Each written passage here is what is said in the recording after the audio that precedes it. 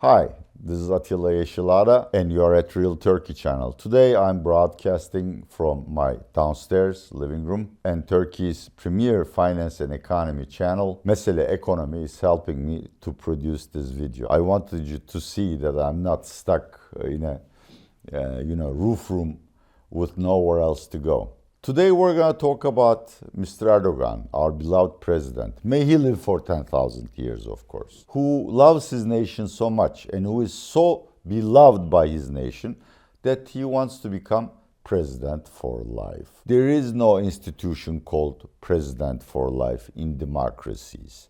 But Erdogan is trying. He's manipulating several different processes to make sure he is re-elected and then re-elected, even though, according to the current constitution, he's a lame duck. So, what am I going to explain to you? First, a very brief history of democracy in Turkey. 2, a small definition. 3, Erdogan's current electability status. 4, what he is trying to do to change his lame duck status. And 5, how, if he succeeds, Turkish democracy will die. Turkey's multi-party or competitive elections epoch started in 1946, when the founding party of the republic, CHP, gave place to center-right and conservative Democratic Party. Since then, Turkey always had competitive elections and many trappings of a real democracy, except several military coups, after which Turkey was for a couple of years run by the generals who, by the way, I'm really sorry to say that, have done a much better job than civilians in terms of economic management. But eventually, even the harshest, most fascist junta allowed competitive elections. Since 2002, Erdogan, AKP, has been in power. Until, say, roughly 2012 or so, we have seen a bloom in Turkish democracy. Oh, I'm really sorry. What is democracy? Well, read Daron Acemoğlu. But it's A, of course, competitive elections. B, separation of powers.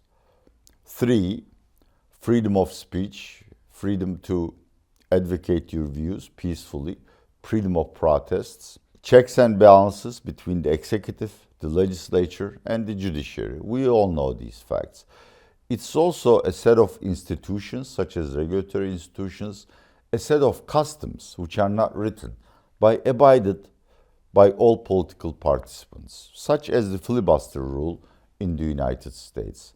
It's not always honored, but mostly it is honored. In Turkey, until 2012 or so, we have seen the Erdogan or AKP governments approach these targets. Honestly, it was the most democratic period in Turkish history. Then things suddenly changed.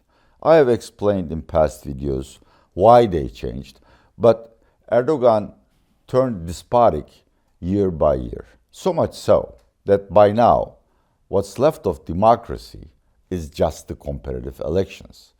We don't have a legislature that has more say in the political affairs than the Chinese Congress. Our judiciary is completely under the thumb of Mr. Erdogan, except sometimes the Constitutional Court. The executive controls everything. There are no independent regulatory authorities. Turkish Central Bank is as independent as Mr. Erdogan decides to ignore it.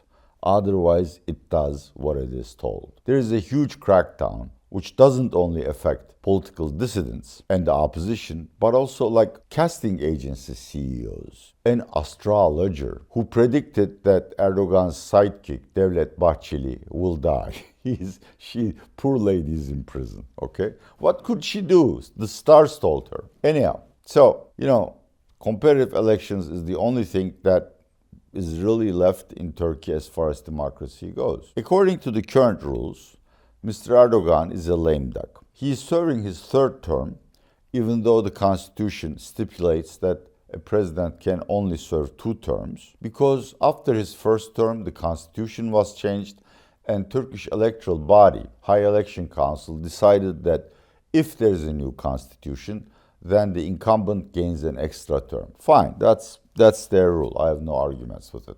So, as I've said, Mr. Erdogan wants to become president for life, and his sidekick, Devlet Bahçeli, wants him to become president. Now, to give the guy credit, he really doesn't have a choice, okay?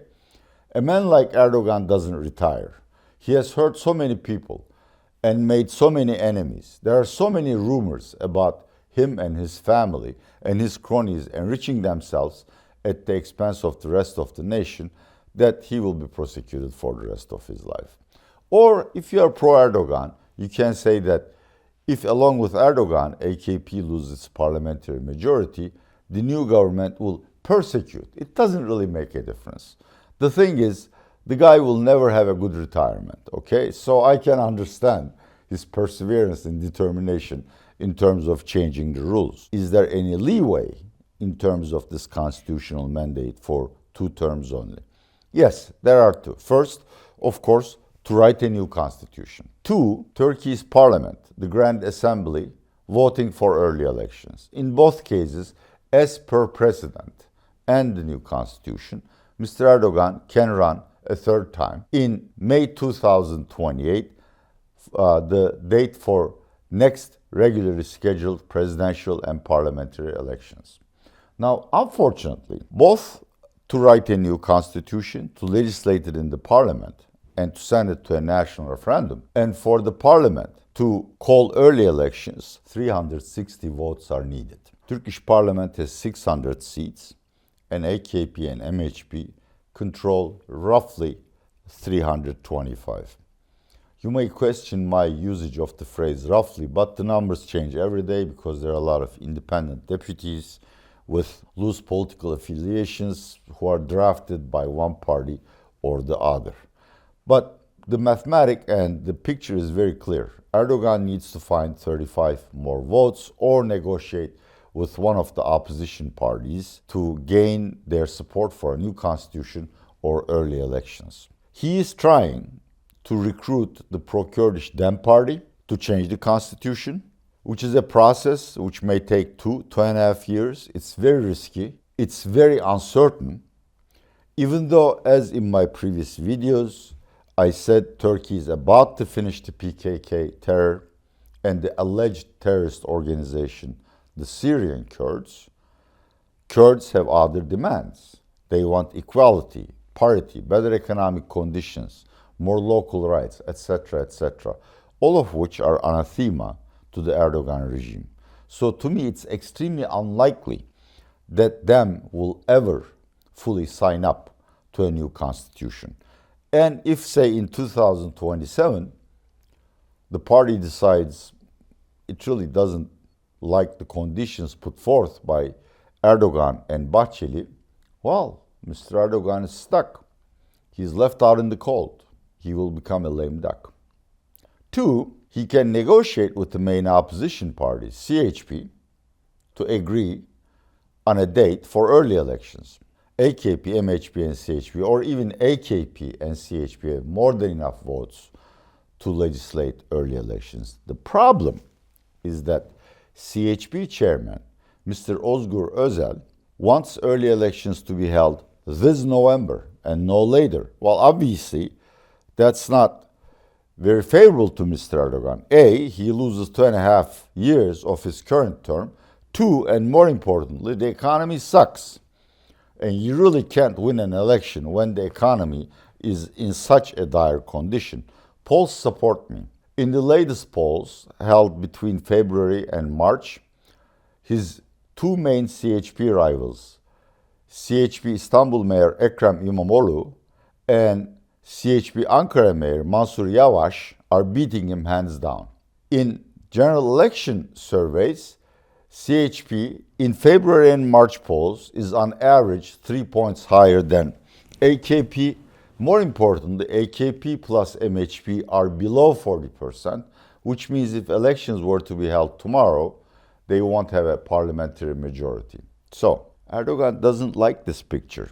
Well, there is always foul play, at which Erdogan is an expert.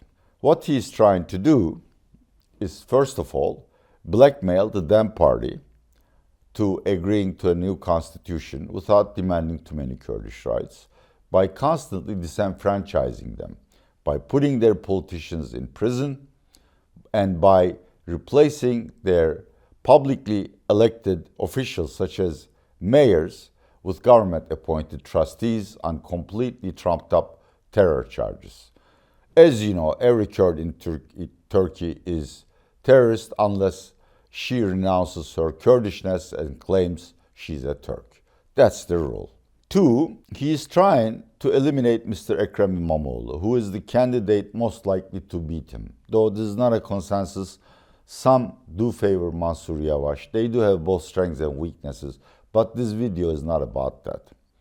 Eliminating İmamoğlu by banning him from politics, A, would increase Erdogan's chances of winning the next election, B, would probably undermine morale in CHP and might lead a leadership struggle or a struggle to become the next presidential nominee of the party, thus sapping its powers and divide up its strength.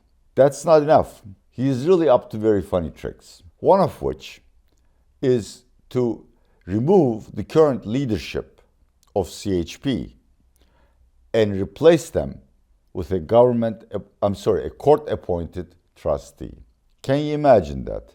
The main opposition party being turned over to a court-appointed appointee on what charges?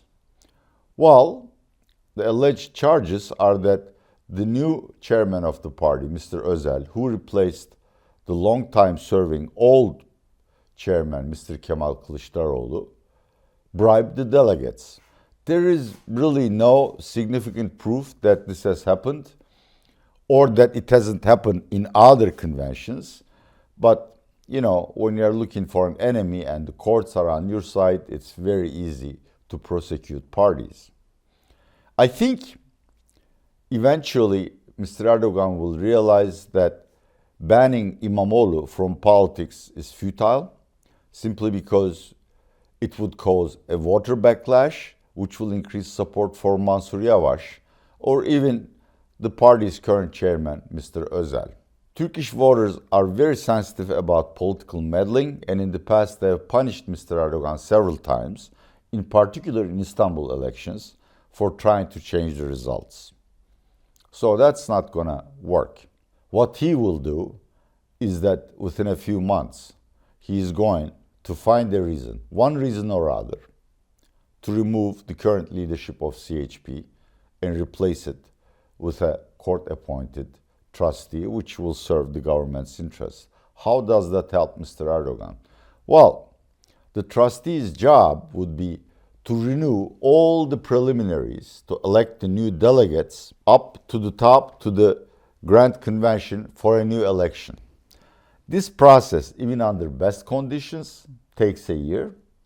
It will probably take 2 years under a trustee, because everything will have to be court approved and court monitored, and the trustee has, as the pro tem chairman of the party, has many powers to annul preliminaries or straw polls. And according to the law, a party cannot participate in elections when it's under the management of a trustee.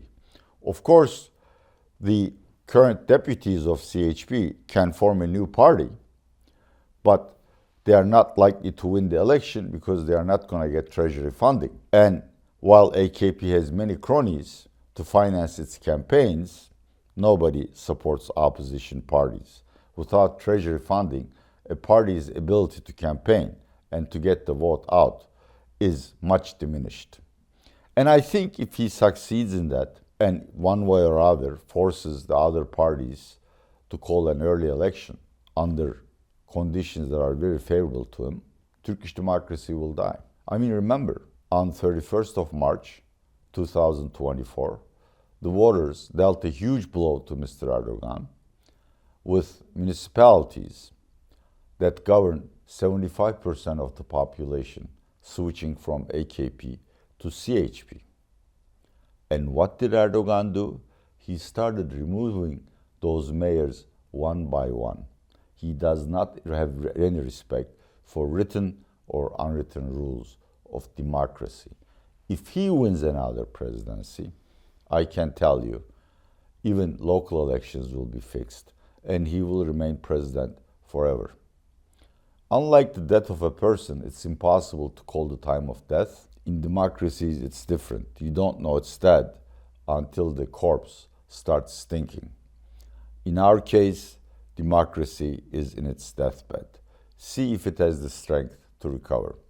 Thank you very much. This has been another Real Turkey channel video presented by Atilla Yesilada and co-produced with Mesele Ekonomi.